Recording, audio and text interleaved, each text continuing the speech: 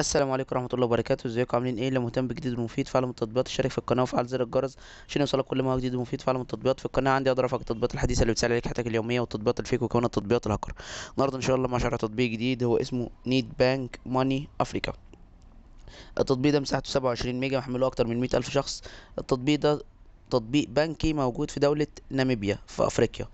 تقدر من خلال التطبيق ده ان انت تفتح حساب، تقدر تتعرف على الرصيد بتاعك المتبقي، تقدر تتعرف على عمليات السحب والايداع اللي تمت خلال شهر او خلال شهرين او خلال 3 شهور.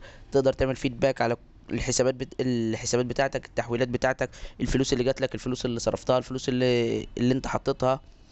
كمان بتقدر ان انت تدفع الفواتير بتاعتك، فواتير كهرباء، فواتير ميه، فواتير اللي هي العدادات المسبقة الدفع.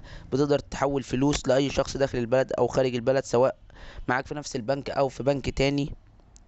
بتقدر ان انت تحصل على فيزا كارت تقدر تستخدمها في السحب وفي الإيداع والتعامل من خلال الشراء عبر الإنترنت والشراء من المتاجر والمحلات ومحطات البنزين والوقود والطاقة.